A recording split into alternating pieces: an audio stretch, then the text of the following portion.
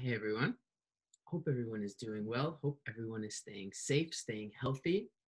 All right. I have an interesting idea, interesting activity that I wanted to share. And this for today's activity is 5 top calming sensory regulation activities. Okay. So, a couple of things to note is that calming is in parentheses because different things are experienced differently by everyone. All right. So it also, another point to note is a disclaimer that with everything I'm teaching, I'm talking a lot about breathing, I'm talking a lot about self regulation. Today, we're going to talk about sensory regulation. All right. It's really important to remember that all of this information you're seeing is all educational, okay, and not professional, or rather, not medical suggestion and advice. And the reason I say that is because it's not meant to replace any existing therapies or services. And one-on-one or group, whatever, individualized services are the best because as a therapist, as a provider, we're able to see the whole picture, anything that's going on behind the scenes, anything else that might be going on, seeing all various abilities and skill levels, and really making the best type of approach by understanding everything that's going on. Okay, so this is just educational because everything needs to be used at risk, at your own risk. So with the breathing, with the movement, all these different things, so today we're going to be talking about sensory regulation. And so we did some conversation about self-regulation. Okay, so how does self-regulation differ from sensory regulation? What is the difference? So self-regulation is the umbrella term for overall regulation. Okay, within self-regulation are different components of the self that need to be regulated, such as sensory regulation, emotional regulation, right? There's also cognitive regulation. Okay, so when we're talking about self-regulation, it's, I'm talking a lot about breathing activities, and there's other activities as well.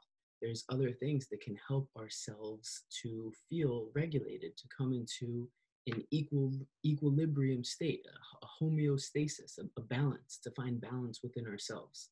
So self-regulation is finding a balance within ourselves, okay? And sensory regulation is finding a balance within our sensory system, right? So today we're going to be talking about top 5 calming sensory regulation activities. Okay, and remember, calming is in parentheses because it's different for every single person, right? This goes back to our disclaimer. Everybody experiences things differently. So what might feel calming to one person might feel very uncomfortable to another person. What works for one child might not work for another child. What makes one student able to focus and participate fully might make another student feel very aversive to this experience and energized, and might be a very not enjoyable experience. So please, everything, just remember, is very, very, individualized to be, the most effective. And this is just educational information just to kind of just help provide some strategies. So, use them carefully. And just, at your own risk, please use them carefully, and just whatever is going to be helpful is going to be great. But just knowing that, everybody responds to things differently. So just to be aware that, if it's called top 5 calming strategies, not all of them might be experienced as calming by everyone, right? But these are just 5 of my top sensory strategies that I want to show everyone today that are especially effective over the computer, where we're not able to be in person. So when we're doing sessions or activities, or we have to do schoolwork, educational work, and we're sitting in front of the computer, we're sitting in front of the desk, and we're not able to focus, right? So there could be a couple of different things going on. Maybe we're not feeling that balance within ourselves, and it could be for different reasons, like we were talking about, our emotional balance, our cognitive balance, our sensory systems balance, okay? So if it's our sensory systems balance, why would our sensory system feel out of balance? So our sensations, all the sensory experiences that are happening in the world around us, everything that is passing through around something that we can see, everything that can be picked up by our eyes, by our ears, nose, mouth, by our hands and feet to feel, and our body to feel, right? How our body feels in space, how our head feels in space, how our joints and arms feel in relation to each other. Every single sense is processing information every single moment. Every moment, it is sending information into the brain, and then in the brain, it's being processed what that information means. So it's being differentiated, processed, and then giving us responses of what we need to do in response to that kind of reaction. That's why with the self-regulation, that self-balance, if any of these inputs are coming in and they're telling our brain that, this is not a comfortable, not a good, or perhaps a stressful type of situation, then our brain responds in a stress response. And what we were talking about in our self-regulation videos is that when the brain is responding as if it's a stress response, that's where when we're in that fight or flight mode, and it's hard for us to focus, hard to pay attention because we're in a survival type of reaction, right? So some of the different breathings that we talk about are good to help get ourself in balance, okay? But today we're talking about just the sensory component of it. So if the senses are taking in information, and maybe in our brain, it feels like too much of one kind of sense, right? So sensory processing challenges are when our brain has a challenge, has some difficulty figuring out either exactly what that sense is, or how much of that sense is coming in, or what kind of sense it is, right? So that's why sometimes sounds can be coming in that might be experienced as very large, big sounds that can even be experienced as painful, right? You might see students covering up their ears, right? Or sometimes covering their eyes to light, where somebody else might look at the light and maybe it's a bright light, but it's not enough that it's giving them that kind of response. Okay, so everybody's brain, every student, child, every person is processing information at their own brain's way of processing, even if it's slightly different that we might not even realize, but every brain is different. So if our sensory system is having some challenges or difficulties, or just processing in its own way, it doesn't have to be challenges, difficulties, but just certain sensitivities to certain experiences. Here are my top five activities to help right that sensory system, right? So how do we do it? Is by providing different kinds of sensory experiences that really give our sensory areas, our sensory receptors, we give them good input so that the brain is getting some nice, positive, strong, um, affirming, right, confirming experiences. And the brain wires that experience in, and it's able to regulate the brain a little bit more, right? Sensory regulation. It regulates the sensory system of the brain. Okay, so every experience that we know is confirmed, meaning if we're sitting and a sound sounds loud to us, but it doesn't seem loud to somebody else, right? Our system is experiencing it as loud. It's something that, we're not sure. Is it loud? Is it just for me? This is loud for me. I'm going to cover my ears. It could be even like a confusing type of experience of what's happening. This is loud for me. So we teach these different strategies to self-regulate and regulate senses to make it easier to experience these kind of things, or make our brains more comfortable to experience these kind of things without any kind of responses, or having not adverse, but just our brain's own response to it.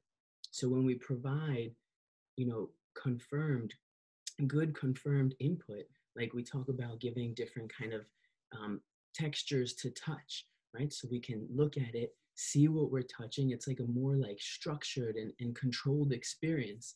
And we're giving our brain a nice confirmed experience.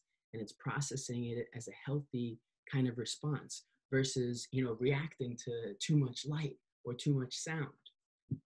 This is like a controlled, structured experience. So that's a huge, huge thing that we're going to be talking about too, is structure. Okay, so let's get started. Okay, these are our top 5 calming sensory regulation activities. Right, the first one, and remember, these are something that can be done if you're working over the computer or if you're sitting at home doing work. Okay, the first one is spinning. Right, so we have our 5 senses that most people know about. We have 3 others actually. One is inside of us, our interoception. We don't really talk about that one too much. It's just our organs, kind of, and all our internal system, our internal system, internal regulation. Okay, we're not going to talk about that one today. Our other 2 are, one is called our vestibular sense, one is our proprioceptive sense. Our vestibular sense is in our head and in our ears, actually, and it has to do with our head space, our head in space, where our head is in space. It's our balance sense. So whenever we're off balance, one way or another, this sense is being activated. Okay, and when that sense is able to fully process carefully all of its experiences, it's helpful to keep us balanced and to know if we are off balance. And so when we're walking and moving around, it's a helpful sense to keep us upright and balanced. Okay, our other sense is called our proprioceptive sense. It's located inside each joint that we have, which on our upper body is our shoulders, elbows, wrists, and then the joints of our hands, which is our knuckles, and our interphalangeal joints, right? And on our legs, it's our hips, knees, ankles, and then our joints of our legs as well. Okay, so inside every single joint is this receptor, this proprioceptive receptor, and it tells us where our joints are in relation to another.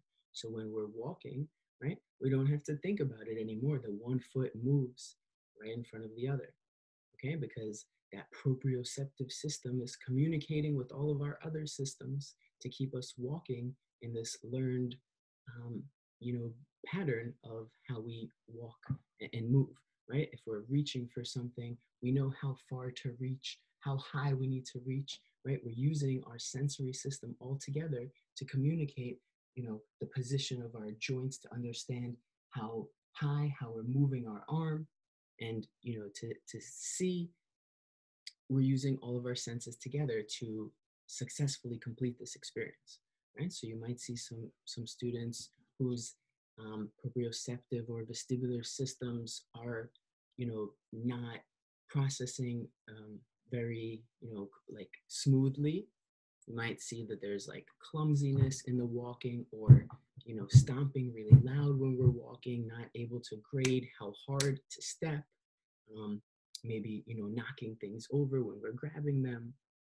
So these are some things that we might see. Okay, so our first one is spinning. Okay, it's going to be spinning, structured spinning, and we're going to be stopping at every spin. Okay, so that way, every time we stop, the body kind of has not too much. Okay, please be careful, not too much that it's going to cause a whiplash, but just enough that that body is feeling the joints moving a little bit each time we stop spinning. Okay, every spin is going to be good for that vestibular sense in the brain. Spinning is a really good one. I have a volunteer here. Let me get my volunteer. Okay. Okay. This is my volunteer. All right. I don't have anybody with me right now, and don't have any children. And so our volunteer is going to be JR. JR, say hello to everyone. Hello. So I'm going to show you spinning. So spinning, for example, and I would teach this to parents and families as well. Okay. And I would say, let's do 10 spins in every direction. So first, we're going to spin one way. So we go 1, 2, right? So the point is we have a nice smooth spin, and when we stop, it's kind of an abrupt stop. not too much that it's a whiplash effect, but we want to stop enough so that the body does move and has to right itself to come back to that upright sitting posture. So we would do 3. JR, good, thumbs up. Okay.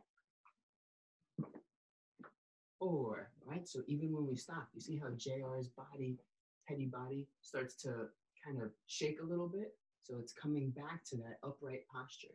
So not too much. Be careful. We're not trying to do a whiplash here, right? Because that can injure the neck and even the bones and the joints, right? We don't want to hurt, but we're just making sure that we're spinning and stopping, okay? And then that way the body has to right itself to keep it back up, and that kicks in that proprioceptive sense. Every spin is working our vestibular sense. Our eyes are spinning across the room. We're getting our visual sense, right? And our other senses are felt as well because our sensory system is kicked in, but those main senses are getting some good input. We put structure on it, okay? So not just freestyle spinning, but we're going 10 one way, oops, and we count 1, 2, 3 for each spin, 10. Then we spin the other way. 1, 2, 3. JR, don't fall. 4. Okay. 5, 6, 7, 8, 9, 10. All right. Every time we stop and we count, see if our student, our child can get involved too and count with us, even if we're just putting up how many fingers? 2, 3, if you're doing it by sign, 4, 5, right? So counting along with us, the structure is really helpful because it gives that concrete type of experience, right? It's not like a random experience, it's a structured experience, okay? So our first one is spinning. Okay, what is our second one? JR, do you want to tell the people? Our second one is squeezes, okay? So squeezes is a nice way to not only work on tactile touch input, but we're also going to be doing it focused on our joints, okay? So we're kind of massaging those joint spaces that hold that proprioceptive receptor, right? So that sensory, we're basically regulating that sensory system by addressing multiple sensory centers, okay? If that makes sense, right? So with our squeezes, so JR, let me move you for a sec, buddy. Okay, hang on, I'll be right back with you. So with our squeezes, first of all, with some of my older students, right, I want to teach them how to do it on their own. So the way you do it is we want to move away from the body, take everything out of the body, okay? So we're starting at our shoulders. So we can squeeze those shoulders. And remember, when we're doing that touch sense, and it's different for everyone, for calming, we want to go slow and deep, okay? Alerting is fast and light. That light kind of a feeling is alerting, okay? And it could be aversive. And fast, same thing, fast and light, okay? Slow and deep is how we really get deep into that tissue and get that calming response, okay? The spinning is a calming response too, right? Actually, usually linear is more calming, but the structured spin, I just find that it gives that input. It gives really good input into the brain, and we stop each time. So it's not just uncontrolled kind of random chaotic spins, it's structured spins, okay? But usually linear is a more calming experience. And that's why we're actually gonna talk about it in squeezes as well. Well, here, let's get there, okay? So if you're doing it for yourself, squeezing for yourself, right? So we can do our shoulders, 1, 2, 3, 4, 5. You can do your elbows, 1, right? 2, 3. Remember, everything is towards the direction of out of our fingers. 4, 5, right? Come down to our wrists, 1, 2, 3, 4, Go down to our hands. 1, 2, 3, 4, 5. We can squeeze our fingers. 1, 2, 3, right? Pulling out. 4, 5. 1, 2, 3, 4, 5, right? For some reason, it doesn't hurt when we squeeze our fingers, so don't be afraid to squeeze. It's also giving us a squeeze kind of experience into our hand. So we're actually getting the joints of this hand to experience a squeeze, while the joints of this hand are experiencing a compression. Okay, so compression into the joints of one hand, while the other hand is getting a squeeze into the joints, right? And switch hands. 1, 2, 3, 4, 5. So we're pulling it out. Okay, so that's self squeezes. So our first one was spinning. 2 is squeezes. We can do our self squeezes, or if we're doing squeezing for a student or child, excuse me, JR.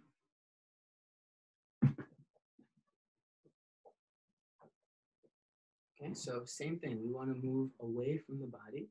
We get one hand on top of the shoulder, one below the shoulder, and we want to just put those joints together.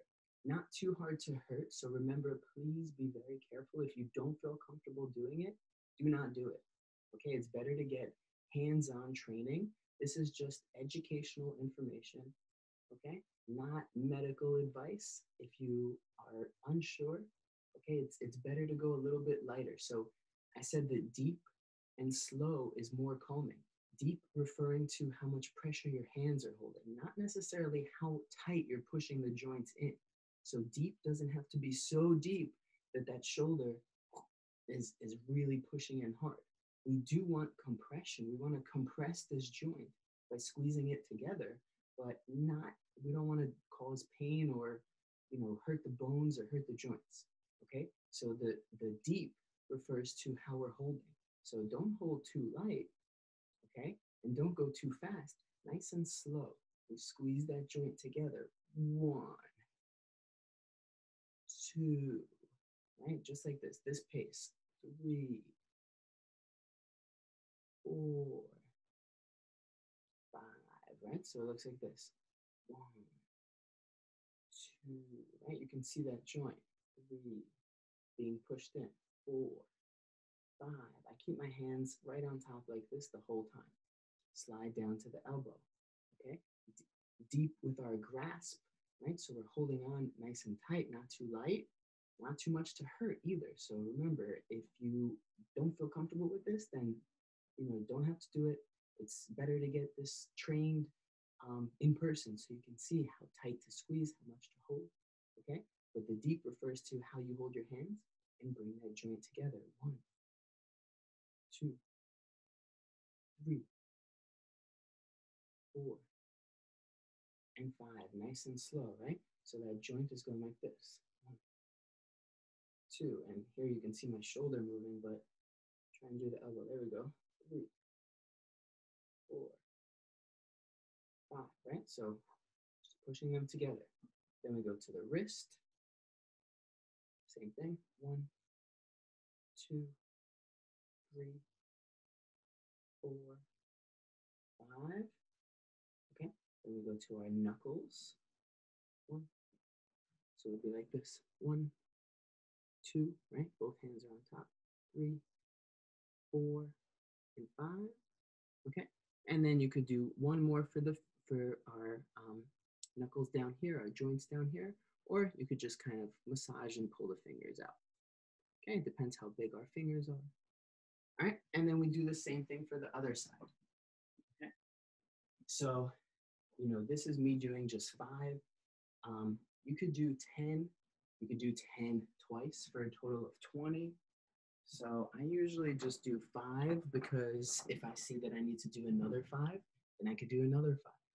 If I see that I need to do another 5, then I know that next time maybe I want to start with 10 because maybe I'll be doing 10 2 times, right? So just kind of seeing how our student or child is reacting from this too, okay? So with the squeezes, all right, we can also make compressions for our body by using a towel or a sweatshirt and wrapping ourselves up in it. I have a blanket here.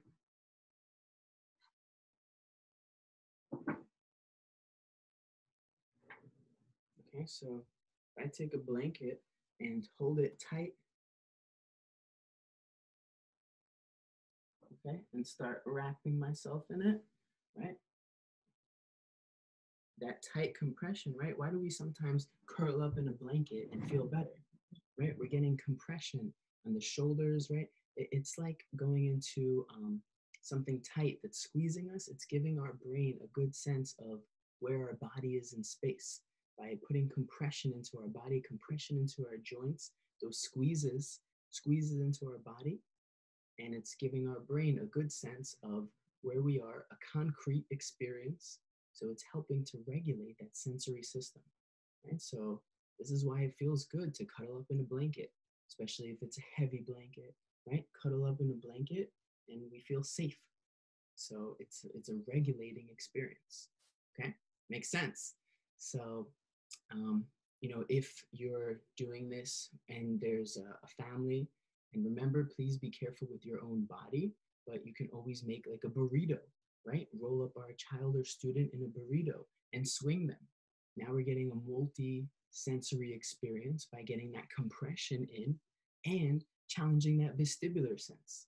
Remember, the swinging nice and slow, right? Just side to side or forward and back, right? If you've seen, on a swing going forward and back, right? So that linear is nice and slow and calming. We don't want to go sporadic. And remember, counting to put structure on it is going to be huge, very helpful. So counting 1, 2, 3, right? And do it 5 times or 10 times, okay? Or have a task that you have to complete. So there's an end goal. So it's not just, random and chaotic. So you can use a blanket, a towel, a sweatshirt. You can do, if it's a small article of clothing, you could do one, part of your body at a time. So remember, focusing on those joints, it's going to give compression into the joints. And that's that proprioceptive sense, which tells our brain where our body is in relation to itself, right? I always give the example of that little square that has all those tiny like points, metal points in it. And you can put your hand on it and it pushes your hand through to the other side. Those points come up to give an imprint of your hand. So the same thing for our brain. When our brain isn't able to process this proprioceptive sense very carefully and accurately, then we might not have a good picture of where our body is in space. So just imagine how stressful it must be for a child or a student to experience that, where they're not fully sure where their body is in space. We can close our eyes and know that our arm is lifted or our arm is closer to us, our elbow is bent, the different positions, we can tell usually what's going on in all of our joints with our eyes closed. Imagine with our eyes open and we're not sure where our body is in space. So it really takes a lot on the mind to have to be thinking constantly what's going on. So that compression gives a good input of what's going on to the body. So it's a calming, comforting, safe kind of experience that can be regulating and calming. Okay, first one, spinning. Second one, squeezes. Okay, our third one is stretching. JR, can you hold that? Okay, so stretching is a good way to also get some input into those proprioceptive senses, proprioceptive joints, to get good input into our joints, into those proprioceptive receptors. Okay, so what kind of stretching can we do? We could stretch our arms to the side. We could stretch our arms overhead. Okay, remember, structure is great for everything. So I might do this one standing. So the way I would do this standing stretching is like this. I would say, let's stretch our arms up to the top. Stretch your arms up as high as you can. Okay, maybe lean to one side, like we're a tree and the wind is trying to blow us over. Okay, come back, lift our arms to the other side. The tree is trying to push us this way. Come back, stretch to the top. Turn your body to the side. Let's stretch over to the floor, reach for the floor, carefully towards our leg. Okay, stand back up to the center. Turn to our other side. Bend over, reach down, reaching towards the floor. Okay, back to the center. Bring our arms down, but not all the way. We reach out to the side. Stretch your hands to the side as wide as you can. One hand is trying to touch that one wall, another hand to the other wall. Oh, the light. Stretch your hands like you're trying to touch the wall. Bring those hands back in. Bring them up all the way, as high as you can. Maybe you look up too. And bend over, let it all go forward. Okay. And nice and slow, you can keep your chin tucked. When you stand up, it'll protect your back and your neck. Okay, and actually that folding over forward, that bending over forward, has a lot of ties to calming experiences. Okay, doing this very quick will have more of an energizing, alerting kind of experience, but the slow stretching, you're getting good stretch into all of your joints, moving your body, so you're getting that balance and vestibular sense involved as well. Okay, and at the end we bend over, right? And that's more of a challenge for that vestibular. Otherwise, we're getting that joint proprioceptive system really engaged with all of our stretches. And then at the end, our final bending forward, folding forward, is how we get that vestibular sense. So really the more calming type of experiences are happening when we're challenging those bigger senses. Not that they're bigger, but those vestibular and those proprioceptive senses, they're really the ones that we can use to, not manipulate, but provide various inputs in order to promote regulation. Okay, so let's keep going. So spinning, squeezing, stretching. Number 4 is jumping. Okay, so jumping is a really good way, again, to get that vestibular sense and that proprioceptive sense involved. Every time we're jumping, right, our ankles, knees, hips are getting direct input to the ground, okay? And our arms are getting the input too, just from the bouncing effect, just the action and reaction type of experience, right? Just from jumping, okay? So jumping, we can make fun by talking about different ways to jump. So how can we jump? Okay, let me show you a couple of ways. We can jump in place, just like this. We can jump forward and back, forward and back. If you have space, you can go forward and back like this. Or maybe just forward and back, forward and back. You could go side to side. Okay, also if you have space. Or side to side, side to side. Jump rope just involves the arms. You can also talk about those different ways to jump rope. Okay, jumping jack.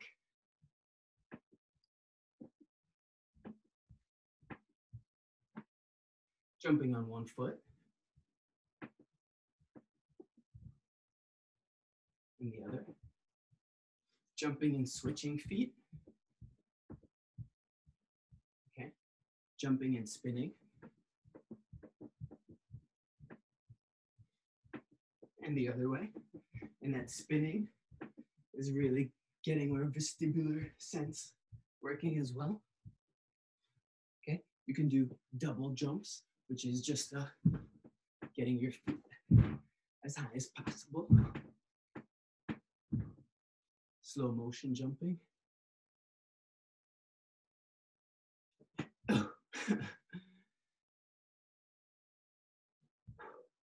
Okay, or you could do jump dancing.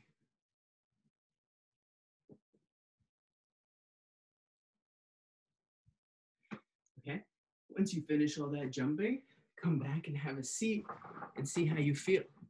So, especially if you're putting structure on it and you're talking about doing it for 10 seconds or counting, jumping forward 5 times and back 5 times, or up and down 10 times, right? Adding that structure. After you finish your jumping, see how you feel. You'll probably end up using a good amount of energy, and our student child will use a good amount of energy, but they'll also really give those senses a chance to have those experiences of movement and get some good input that can promote regulation. Okay? Whew. All right. One more. This is a long video, I can tell, so I'm sorry.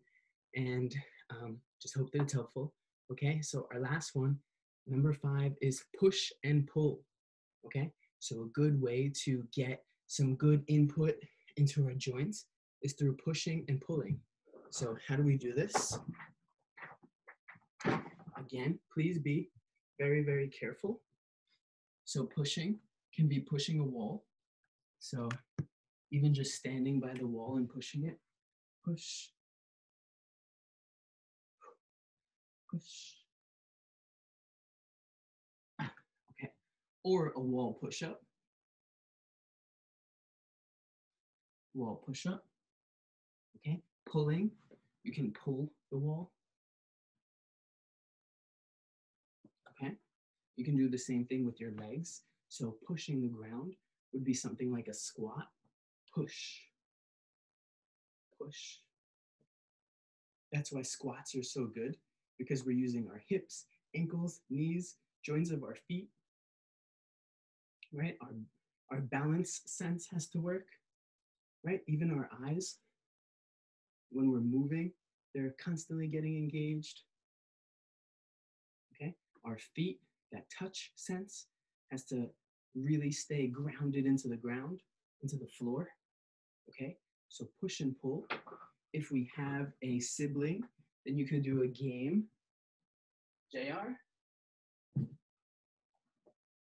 Okay, so you could do a game of push, push, okay, or pull, okay, or if there's a rope, just be careful with your muscles. Pushing is easier on the body than pulling, so just being aware of the body, not to hurt or injure oneself. Okay, consult with your doctor if you need to before using a rope to pull. If you have a laundry bin or a laundry basket, like I have a box, for example, having your sibling sit in the box, okay, and pushing them across the floor. Or same thing, pulling, okay? So those push and pulls. JR, you can hang out here, buddy. Okay, so everybody, thank you, JR. Okay, so those pushing and pullings. All right, the last one for the push and pull is that you can even do it to yourself, pushing those hands together. Okay, and remember, add structure on it. So 5 seconds, 1, 2, 3, 4, 5. Okay, what about pulling? So maybe you interlace your fingers and see if you could pull those hands. 1, 2, 3, 4, 5. Push. 1, 2, 3, 4, 5. Pull. 1, 2, 3, 4, 5. Whew. So some really good input into the joints of the upper body. With squats, you could do it with the lower body, using a wall, using a table or a couch, or a floor like plank position. Okay, even if we can't do push-ups, even plank position on the knees. It's just a really good way of pushing the ground away, giving some good input into the joints. All right, so apologize for a long video, okay, but some really effective strategies that are good to know, because if we're not able to focus, if we're not able to attend to the lesson, we're not able to engage into our activities, then, without the attention, without the focus, we're not able to learn that information. We're not able to retain that knowledge. We're not able to use those skills. We're not getting the full amount of skills because our body, our system is not in a learning zone, in a learning mode. Okay, it needs to be balanced first. It needs to be regulated first in order to get that. Otherwise, we're getting as much as we can, but there's other concerns like finding balance, finding that regulated experience. So that becomes a primary concern of our brain. So our brain is either covering our ears, covering our eyes, moving our body, okay, doing different kinds of experiences, different kinds of responses that it's learned, trying to find that balance, okay, looking around, moving. So the brain is trying to find that balance, that equilibrium, homeostasis, right? So these are ways to give the brain some input that can help it find that regulation. So these are top 5 calming sensory regulation activities. All right, so please use carefully. Okay, this is educational advice, okay, not medical professional advice. For that, it's really important to be individualized for your student, your child, for you. Okay, so with that being said, hope it is helpful. Okay, and just please use carefully and check it out. Try some of these together. Put 2 or 3 of them together and see how it helps. Okay, it could be very helpful. And once we find that regulated equilibrium or a little closer to it, you'll be able to see a more calm type of bodily response. And then we're able to get more information. We're able to learn better. We're able to retain those skills. We're able to utilize that knowledge. Okay, so it's a better way to learn and to retain information is in a regulated state. Okay, so hope it is helpful. All right, please reach out with any questions. I know there was a lot of information in here, but just I think it could be very helpful. All right, JR, do you have anything to add? No, he looks happy though. He's regulated after all of those experiences. All right, everyone, thank you so much for watching. Please do reach out if you have any questions or concerns. Please err on the side of caution, okay? Try everything safely and carefully, and I hope it is helpful. All right, thank you so much, everyone, for watching, and be well. Thank you.